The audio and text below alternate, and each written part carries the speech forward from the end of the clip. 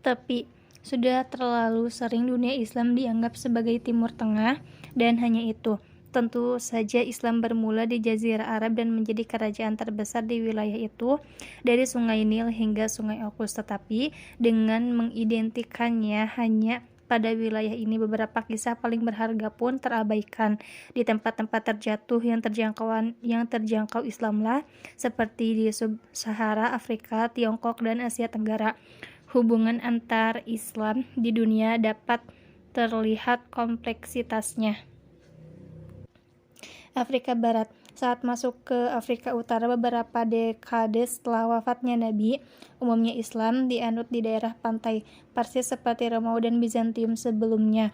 Umat Muslim memilih berdiam di kota-kota sepanjang garis pantai Mediterania karena alasan praktis, termasuk berkaitan dengan kapal-kapal Mediterania dan fakta bahwa pendalaman Gurun Sahara menghalangi berkembangnya peradaban mapan yang besar. Peradaban yang berkembang di kota Afrika Utara seperti Kairawan, Tripoli, dan Tangier terdiri atas campuran pengaruh Arab dan Berber. Kota tersebut tumbuh di bawah bendera Islam dan terkait era dengan peradaban Islam Timur Tengah serta Andalusia. Dari pusat perkotaan di sepanjang pantai Mediterania, perlahan Islam mulai menyebar ke selatan melintas Gurun Sahara. Di Afrika Barat, lanskapnya didominasi sabana dan sungai Niger. Masyarakat mapan sulit bertahan di padang rumput yang menyebar ke Gurun Sahara di utara sungai, seperti halnya di rimba raya ke arah selatan. Akibatnya, sebagian besar kerajaan Afrika sebelum dan sesudah kedatangan Islam cenderung berkumpul di dekat sungai Niger, terutama delta pendalaman yang menyediakan tanah pertanian subur. Sekelompok Muslim Berber Tuareg mendominasi rute perdagangan dari kota Afrika Utara menyeberangi Gurun Kosong dan masuk ke sabana Afrika Barat. Kerajaan yang berkembang di daerah ini sangat bergantung pada perdagangan Trans-Sahara yang menyediakan pasar bagi barang-barang mereka, terutama emas dan garam. Perdagangan yang sama bukan hanya mengalirkan kekayaan ke Afrika Barat, melainkan juga membawa Islam. Pedagang Muslim yang membuka jalur melintas gurun mulai bermukim di Afrika Barat, dan pada abad ke-11 masyarakat imigran Muslim dapat ditemukan di berbagai kota besar dan kecil di sabana tersebut. Karena kelompok Muslim tersebut adalah pedagang bukannya misionaris, Islam berkembang lambat di kalangan penduduk lokal. Orang Afrika Barat bisa masuk Islam sekaligus memegang keyakinan pra-Islam tentang makhluk halus dan peramal selama beberapa generasi. Tak seperti di Afrika Utara, tempat Islam juga tampil sebagai kekuatan politik. Islam di Afrika Barat lambat menyebar ke budaya lokal, menerima pemeluk Islam baru tanpa langsung menuntut mereka mengikuti seluruh keyakinan Islam.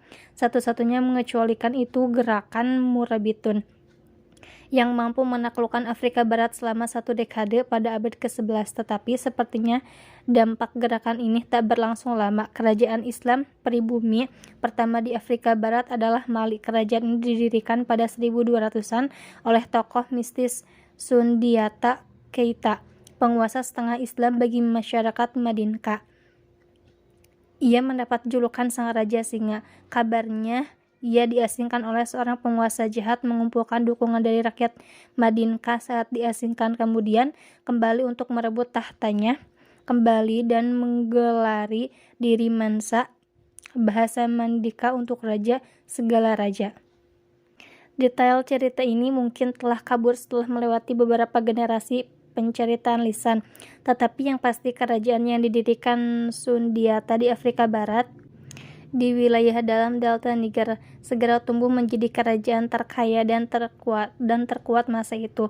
Kemakmuran Mali paling terlihat dalam kekuasaan Mansa Musa yang memerintah dari 1312 sampai 1337 setelah mengambil alih kekuasaan saat saudaranya Mansa sebelumnya berlayar ke barat menyeberangi Atlantik untuk mencari daratan baru. Mansa Musa memimpin kerajaan yang mungkin menjadi salah satu kerajaan terkaya dan terkuat saat itu. Ketika Timur Tengah berurusan dengan serangan Mongol dan Andalusia menyusut menjadi Emirat Granada, Mali tumbuh di sabana selatan Gurun Sahara sebagai entitas politik Muslim utama. Tetapi Mali masih jauh dari pandangan dunia Islam lain yang relatif tak menyadari keberadaan negara itu. Yang paling diketahui tentang Mali pada masa itu berasal dari cerita perjalanan Haji Mansa Musa pada 1324 Masehi ke Mekah, yang menjadi ajang pamer kekayaan kekuatan Mali pada dunia Islam lainnya. Rombongan Mansa Musa berangkat dari Sabah, Afrika Barat dengan lebih dari 60.000 pengiring. Raja ditemani 12.000 orang, masing-masing berbusana jubah sutra mahal dan membawa 2 kilogram emas dari tambang emas Mali yang terkenal. Unta juga membuat tas pasir emas yang dibagikan kepada orang miskin di sepanjang perjalanan. Banyak warga kota sepanjang jalur perjalanan dibuat kagum oleh arak-arak megah dari kerajaan Afrika Barat yang tak dikenal ini.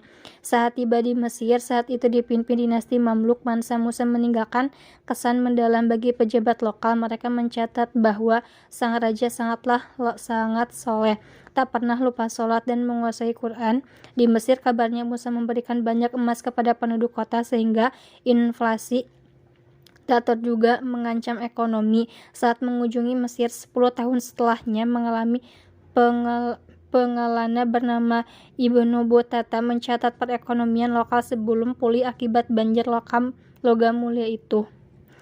Mungkin yang paling mengesankan dari perjalanan ke Mekah adalah saat kembalinya Mansa ke Mali, karena Mali masih di tengah proses panjang islamisasi dan keyakinan penduduk pribumi masih bercampur dengan ortodoksi Islam.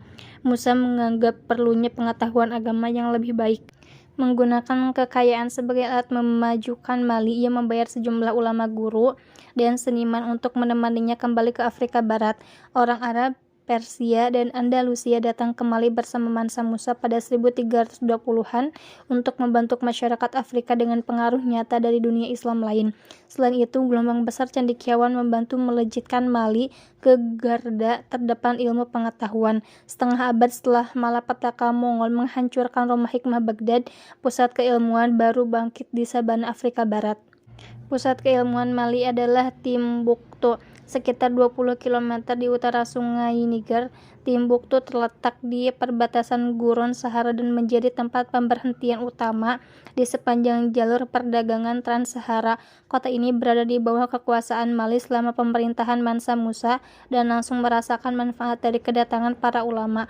Perpustakaan, masjid, dan universitas bermunculan di Timbuktu sehingga memberikan karakter Islam yang berbeda. Salah seorang yang dibawa ke Mali, arsitek Andalusia bernama Abu Ishaq, ditugaskan oleh raja untuk membangun istana, masjid, dan sekolah di seluruh Timbuktu untuk menyaingi pusat dunia Islam lain yang lebih tua. Musa juga mengirim ulama dari Mali ke utara, pusat pendidikan yang lebih mapan di Maroko, untuk belajar konsep lanjut dalam Islam. Setelah selesai belajar, para ulama itu diminta kembali pulang dan melayani masyarakat Mali di Timbuktu. Baik Mali maupun kerajaan Songhai yang menggantikan Mali pada akhir 1400-an memberikan tunjangan khusus bagi cendekiawan Islam. Biasanya mereka mendapatkan sebidang tanah dan piagam keistimewaan. Seiring didatangkannya ulama dari dunia Arab dan pertumbuhan masyarakat intelektual asli Afrika di Timbuktu, Mali menjadi salah satu pusat pengetahuan Islam terkemuka di dunia saat itu. Ketika peradaban Islam di pusat-pusat tradisional sedang menurun. Afrika Timur. Pantai Afrika Timur tak butuh waktu lama untuk mengenal Islam. Sebelum Nabi Muhammad melakukan hijrah ke Madinah, sekelompok sahabatnya melarikan diri dari siksaan Mekah dan berdiam di Aksum, sekarang Ethiopia, selama beberapa tahun. Di sana mereka diterima oleh Raja Kristen. Imigrasi juga berlangsung ke arah sebaliknya. Dan Bilal, seorang sahabat Nabi yang biasa menyerukan azan di Madinah, adalah bekas budak dari Ethiopia. Hal ini tidak aneh mengingat sebelum Islam datang pada abad ke-7, hubungan dagang antara pantai Afrika Timur dan Jazirah Arab telah terjalin. Seperti terjadi di Afrika Barat, melalui jalur perdaganganlah Islam akan berkembang di sepanjang pantai Samudra Hindia di Afrika. Para pedagang dari Jazirah Arab, terutama di wilayah Hadramaut di Yaman, mulai bermukim di kota-kota sepanjang pantai Afrika Timur pada abad-abad setelah Yaman masuk Islam. Artefak paling awal yang membuktikan kehadiran Islam di pantai Afrika Timur berasal dari akhir 700-an dan awal 800-an. Bukti yang menunjukkan Islam awalnya masuk ke Afrika Timur di pantai bagian paling utara yang paling dekat dengan Arab. Masjid yang dibangun pada abad ke-10 telah diekskavasi di Kenya sekitar 2.500 km di selatan tempat lahirnya Islam. Agama ini telah mengakar lebih jauh di sepanjang pantai Tanzania. Cara utama penyebaran Islam di Afrika Timur melalui perdagangan. Saat jalur perdagangan Samudra Hindia berkembang, kota negara Afrika Timur menerima para pedagang Muslim. Melalui wilayah inilah Islam menyebar ke kawasan pantai. Pola masuk Islam di sepanjang pantai ini termasuk unik. Wilayah Afrika Timur cukup panjang hingga tak terjadi pergerakan penduduk dalam jumlah besar, tetapi cukup bisa dijangkau sejumlah besar pedagang yang rutin mengunjungi pantai tersebut dan sebagian pindah secara permanen. Pedagang kaya yang berdiam di kota sepanjang pantai menikah dengan wanita setempat, berasimilasi dengan budaya lokal tetapi dengan tambahan nuansa Islam. Masyarakat pemukiman Arab dan Persia tidak mendominasi penduduk lokal Afrika. Ini percampuran budaya yang khas dan menimbulkan berkembangnya budaya hibrida baru dengan Islam sebagai intinya. Swahili, bahasa asli Bantu di Afrika Timur, menjadi bahasa pengantar di wilayah pantai saat perdagangan bepergian dari kota ke kota mengikat wilayah ini secara budaya dan linguistik.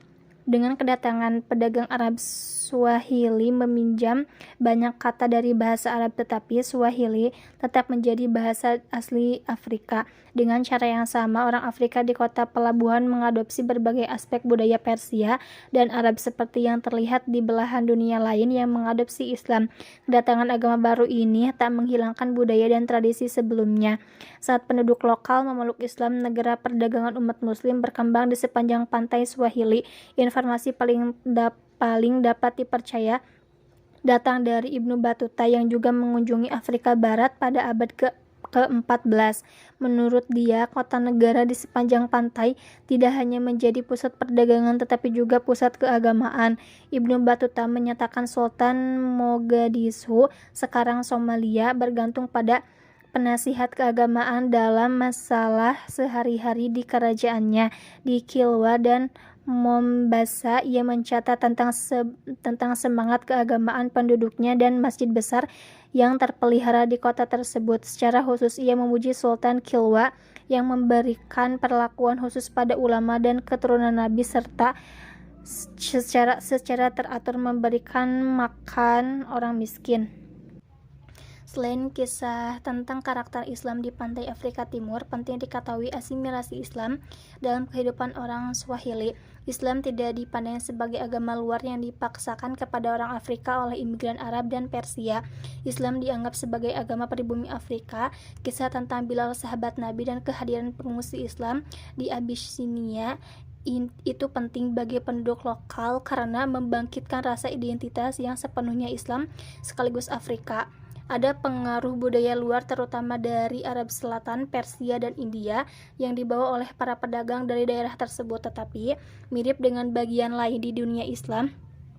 Budaya yang dikembangkan berdasarkan karakter wilayah tersebut sebelum Islam dimodifikasi agar sesuai dengan hukum Islam, tetapi tak kehilangan pengaruh dari beragam masyarakat dan semuanya diikat dalam satu keyakinan yang sama. Budak Afrika dan Amerika.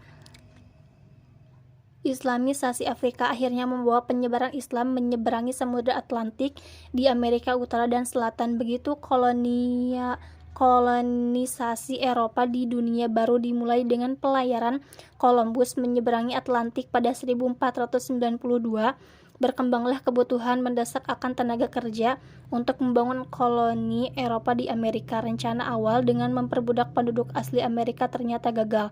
Jumlah penduduk asli berkurang akibat penyakit yang dibawa orang Eropa. Hampir jutaan orang meninggal pada awal abad dekade 1500-an. Koloni Eropa mencari solusi yang lebih baik dengan menjelajah ke sub-Sahara Afrika.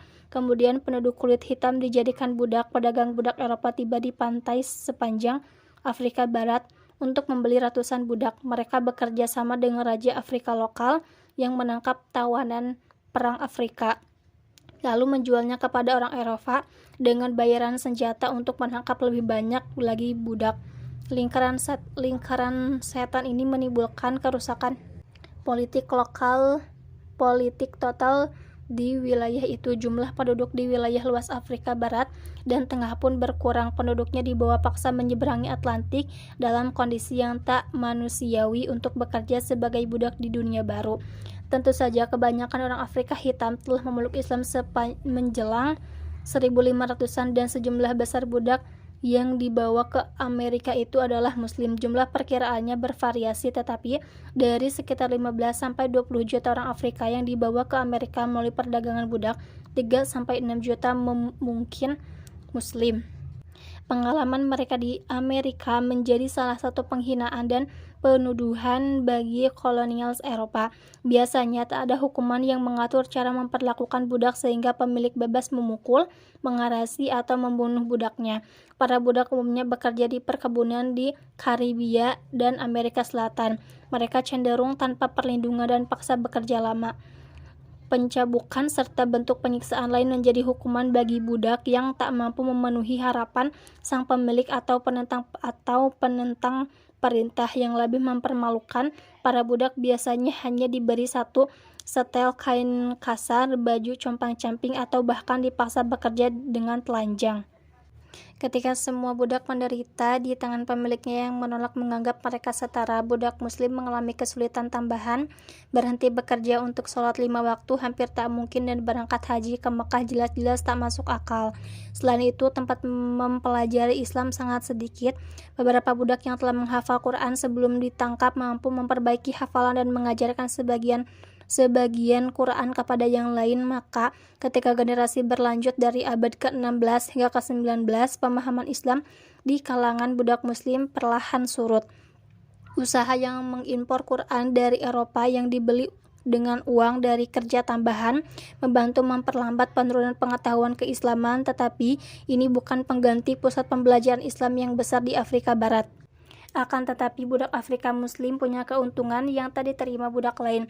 Berbeda dari rata-rata populasi budak di Amerika, budak Muslim cenderung terdidik, bahkan dalam beberapa kasus lebih baik daripada pemiliknya. Tradisi yang menekankan pendidikan di kalangan Muslim secara umum dan di Afrika Barat secara khusus membentuk kelas budak Muslim di Amerika yang bisa membaca, tak seperti budak non-Muslim lain dan bahkan orang Eropa sendiri.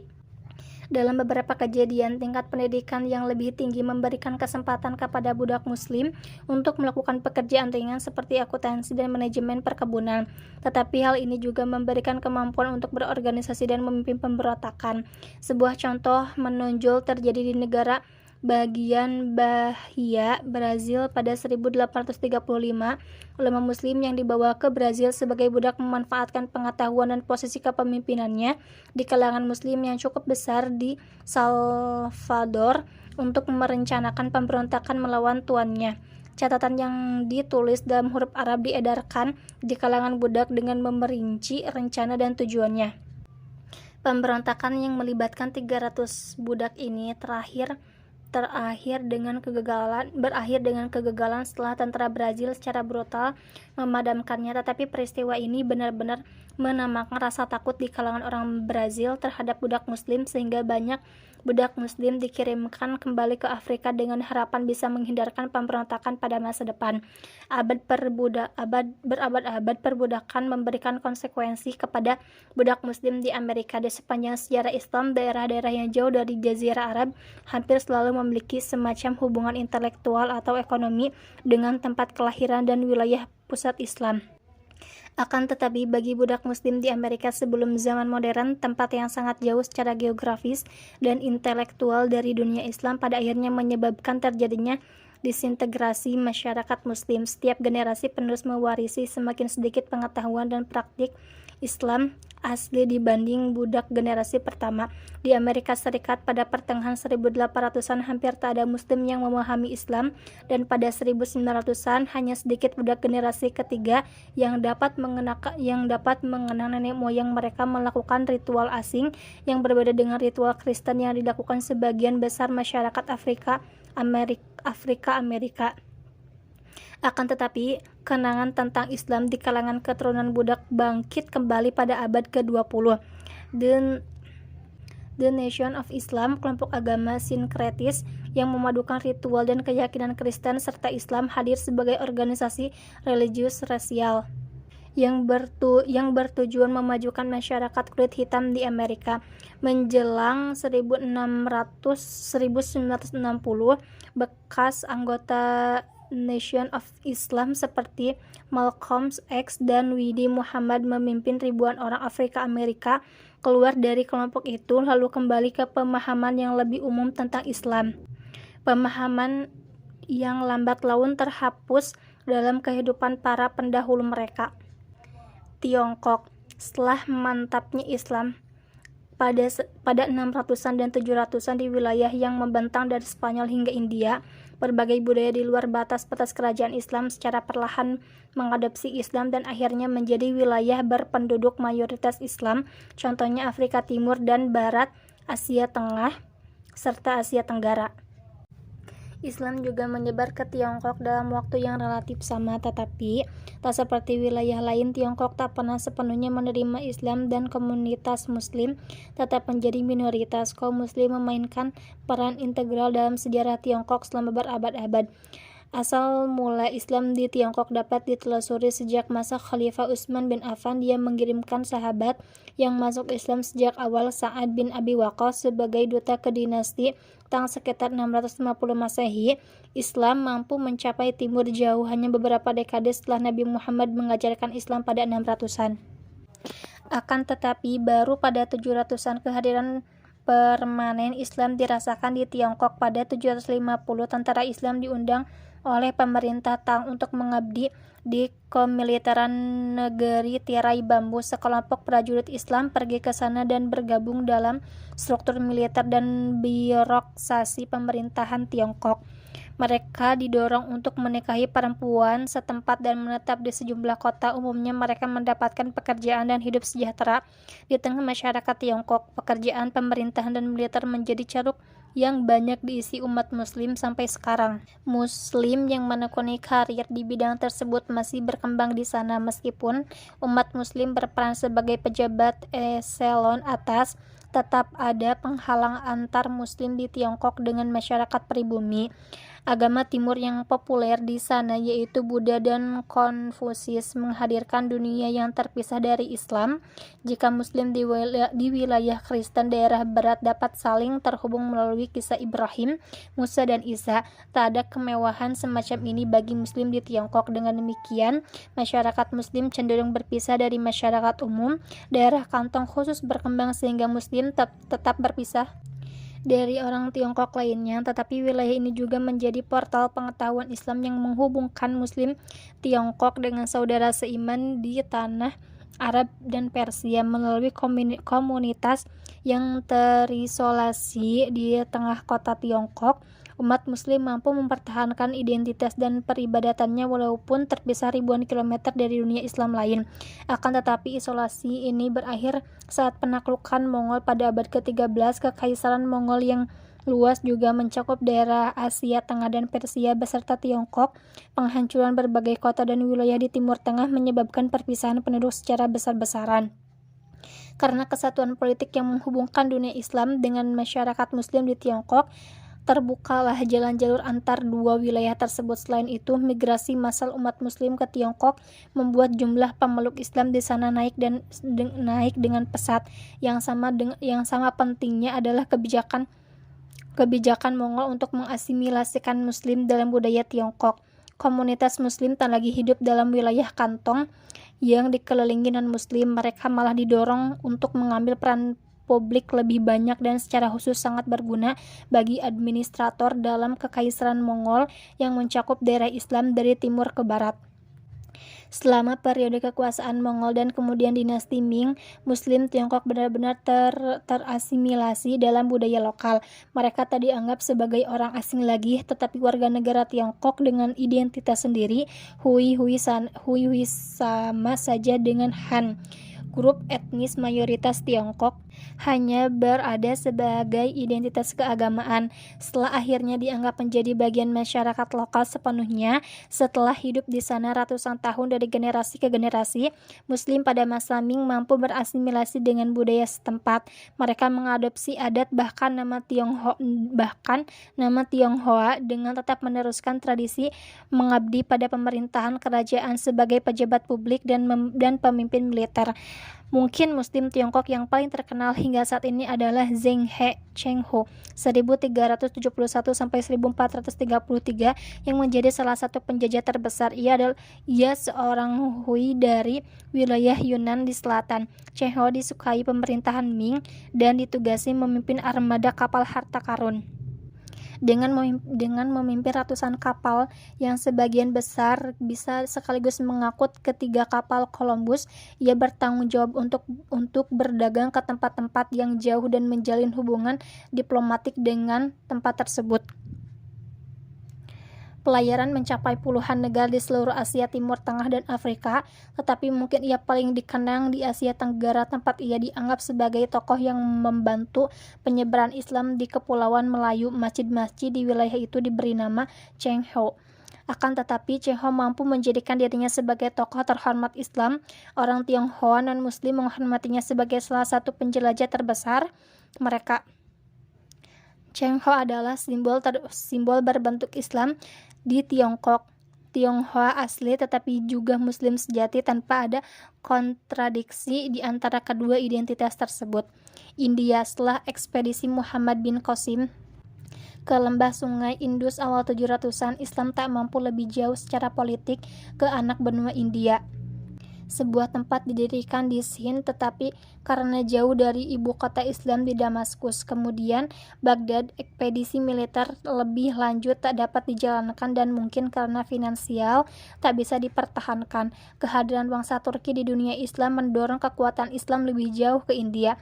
Terdapat catatan terperinci tentang Mahmud dari Ghazni 997-1030, Sultan Turki yang pertama memimpin ekspedisi militer ke pedalaman India, mengangkat diri sebagai pemimpin negara Ottoman yang beribu kota di Ghazni. Dataran tinggi Afghanistan, ia cukup dekat dengan India sehingga bisa memusatkan perhatian pada anak benua ini. 17 tahun operasi militer ke India Utara menjadi dasar kekuasaannya, yang menghadirkan kemakmuran dan kekuasaan bagi dia dan kerajaannya, meskipun serbuannya merugikan kekuatan dan penguasa lokal di India. Ia juga membangun pusat budaya besar dan membantu menyebarkan budaya Persia di seluruh daerah kekuasaannya. Penyair legendaris Persia, Firdausi, yang mungkin paling banyak berperan untuk membangkitkan budaya Persia setelah kedatangan Islam, dan Al-Biruni, seorang ilmuwan, ahli geologi, dan ahli fisika, tinggal di Istana Mahmud. Karena perannya sebagai penyongkong kesenian dilengkapi dengan serbuan yang bengis, warisan Mahmud di India sekarang ini mewarnai politik modern lebih dari siapapun. Bagaimanapun juga, Mahmud dan dinasti Ghaznavid yang didirikan telah meletakkan dasar-dasar penaklukan Islam di India. Dinasti berikutnya, Ghurid, juga memerintah Afghanistan dan mampu meluaskan batas-batas mereka lebih jauh ke India dengan merebut Delhi pada 1192. Ghurid mengandalkan tentara budak dari Turki asli sebagai anggota inti pasukan, persis seperti dinasti Ayyubiyah di dunia Islam bagian barat. Sama dengan rekannya di Mesir yang mendirikan Kesultanan Mamluk, para tentara budak di India akhirnya menggulingkan tuan-tuannya dan mendirikan dinasti sendiri, Kesultanan Delhi. Kesultanan Delhi memerintah sebagian India sejak 1206 sampai kedatangan Mughal pada 1526. 5 dinasti budak terpisah, Mamluk, Khilji, Tughut, Sayyid, dan Lodi, memerintah dari Delhi selama 3 abad kesultanan. Suksesi dan konflik politik tidak perlu penting untuk disebutkan secara detail, tetapi ada kecenderungan politik yang memberikan karakter khusus pada Kesultanan Delhi. Pertama, Kesultanan dijadikan sebagai dinasti budak Turki, tidak seperti Mamluk di Mesir, kekuasaan yang diturunkan dari ayah kepada anak. Malahan saat Sultan meninggal, seorang jenderal baru akan dipilih oleh tokoh-tokoh kerajaan untuk menggantikannya. Sultan dapat diturunkan dan dicopot dari kekuasaannya oleh bawahan jika gagal memenuhi kewajiban sebagai pemimpin negara. Ini mencegah budaya puas diri dan menyerang dinasti kesultanan setelah beberapa generasi pertama. Selain itu, sebagian besar Sultan Delhi tidak mengklaim gelar khalifah. Mereka menyadari otoritas tertinggi Abbasiyah sebagai pemimpin dunia Islam dan menganggap diri sebagai warganya. Bahkan setelah menghancurkan Baghdad dan mengasingkan Abbasiyah sebagai pemimpin boneka di Kairo, Kesultanan Delhi secara teratur mengirim utusan kepada khalifah untuk mendapatkan persetujuan dan izin memerintah di bawah otoritasnya. Meskipun dipisahkan oleh ribuan kilometer rangkaian pegunungan tinggi, Himalaya dan Hindu Kush, Kesultanan Delhi berusaha menjaga India tetap terikat dengan dunia Islam lain, paling tidak secara nama. Era Kesultanan Delhi juga terkenal karena penyebaran Islam di daerah kekuasaannya. Tentu saja Islam sudah hadir pada awal 600-an di India, saat pedagang Arab muncul di pelabuhan sepanjang pantai Samudra Hindia, tetapi dibutuhkan adanya perlindungan entitas politik Islam untuk benar-benar menyebarkan Islam sehingga pendalaman kepada sebagian besar penduduk India. Kesultanan Delhi menyediakan kesempatan tersebut. Golongan Sufi menikmati dukungan kerajaan dan bisa bepergian ke seluruh India untuk berdakwah ke segala lapisan masyarakat. Sufisme dengan fokus spiritualnya mendapatkan lahan subur di anak benua ini sebab penduduk asli yang politeistik akan sulit menerima monoteisme ketat dalam Islam tanpa adanya dimensi spiritual mendalam. Ulama keliling yang kebanyakan datang langsung dari Arab dan Persia mengajarkan pemenuhan spiritual dan bentuk hubungan baru dengan Allah yang membantu mereka mendapatkan banyak pengikut selama perjalanan. Selain itu, sifat elegator dalam Islam yang diteladani dari Nabi saat menyatakan semua orang sama di hadapan Tuhan, menawarkan jalan keluar untuk sistem kasta Hindu yang terkenal kaku dan tak setara. Jumlah pastinya sulit untuk diketahui, tetapi melalui gabungan dakwah, ulama keliling, dan perdagangan Samudra Hindia yang membawa pedagang ke daerah Gujarat dan Bengali, Islam mampu mendapatkan kedudukan dalam masyarakat India hampir di seluruh anak benua. Walaupun demikian, jumlah populasi Muslim tak pernah melampaui populasi Hindu. Asia Tenggara, pengaruh pedagang dan pendakwah yang bepergian untuk mengajak penduduk setempat masuk Islam semakin kuat ke wilayah timur. Di Kepulauan Melayu, wilayah ini sudah lama menjadi pelintas perdagangan yang menghubungkan pedagang dari India dan Tiongkok. Orang Tiongkok kurang mampu menyebarkan budaya dan pemerintahan mereka sendiri karena tradisi birokrasi dan kerajaan yang kaku, sedangkan orang Hindia lebih luas. Maka sebelum peralihan milenium pertama, Buddha dan Hindu diekspor dari India telah berkuasa di Asia Tenggara. Kerajaan Buddha Sriwijaya di Pulau Sumatera dan Kerajaan Medan di Jawa merupakan sebagian dari sekian banyak kerajaan yang menyebarkan pengaruh India ke wilayah ini. Tetapi begitu Islam telah memantapkan diri di kalangan penduduk pantai India, terbukalah peluang bagi pedagang dan pendakwah yang tinggal di India untuk menyebarkan pengaruh baru Islam ke Asia Tenggara. Sekali lagi, perdagangan memainkan peran utama dalam penyebaran Islam di daratan yang jauh dari gurun Arab, tempat lahirnya Islam. Raja-raja lokal tertarik masuk Islam karena peluang ekonomi yang dihadirkan. Islam menyediakan perekat bagi perdagangan di Samudra Hindia yang membentang dari kota-kota negara Afrika Timur, Arab hingga pesisir India. Kesamaan agama dengan bahasa Arab sebagai pengantar niscaya membantu perdagangan antar wilayah yang tak memiliki banyak kesamaan. Jika seorang raja di Asia Tenggara masuk Islam, ia juga bergabung dengan masyarakat ekonomi yang menguntungkan ini. Begitu para penguasa mulai masuk Islam sekitar 1100-an, kerajaan Muslim yang kuat muncul di kepulauan ini. Islam mulai menyebar di kalangan penduduk lokal Kepulauan Melayu melalui penguasa Muslim. Kisah-kisah tradisional wilayah ini menyatakan umumnya seorang rajalah yang pertama masuk Islam, diikuti oleh penasihat dan keluarga dekatnya. Kemudian Islam akan menyebar di masyarakat.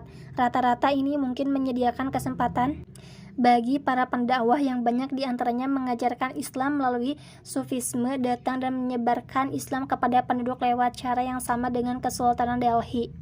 Perbedaan utamanya di Asia Tenggara, pendakwah kebanyakan berasal dari pinggiran Samudra Hindia, terutama Yaman, maka mazhab fikih yang menonjol di Afrika Timur, pesisir India, dan Asia Tenggara adalah Imam Syafi'i, sebab Yaman merupakan pusat ajaran Syafi'i. Selain kunci perdagangan Samudra Hindia, sebaliknya India Utara lebih dipengaruhi mazhab Hanafi yang populer di Persia dan Asia Tengah. Kerajaan Islam yang berdiri selama dan sesudah Islamisasi Asia Tenggara terkait dengan dunia Islam lain melalui jaringan perdagangan Samudra Hindia. Kerajaan Islam pertama, Samudra Pasai, yang terletak di Pulau Sumatera, berdiri paling tidak pada 1200-an saat Marco Polo mengunjungi dan menyaksikan ciri-ciri Islam di kota pelabuhannya. Seabad mungkin, Ibnu Battuta mencatat tentang pemerintahan kerajaan dan kekuasaannya.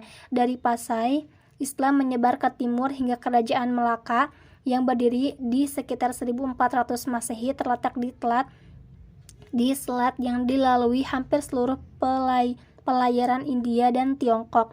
Kerajaan ini menjadi salah satu kerajaan terpenting di wilayah tersebut. Ditopang kemakmuran perdagangan yang sangat besar dari kapal-kapal yang melintasi perairannya. Malaka berpengaruh besar terhadap wilayah sekitarnya. Bahasa dan adat Melayu diadopsi seluruh kerajaan yang berdekatan, yang secara budaya mengaitkan seluruh wilayah termasuk sebagian Malaysia, Indonesia, dan Filipina ke dalam sejarah perdagangan yang kuat tersebut. Pengaruh budayanya juga berfungsi sebagai kendaraan bagi Islam. Identitas Melayu berkaitan dengan identitas Islam, sehingga jika seseorang masuk Islam, dikatakan orang itu sudah masuk Melayu. Identitas Islam yang berjalin kelindan dengan aspek budaya dan kesukuan ini akan menyebar ke timur, dari Malaka hingga seluruh kepulauan Nusantara, dan bertahan menghadapi berbagai invasi serta penjajahan, pertama-tama oleh Portugis, lalu Belanda dan Inggris.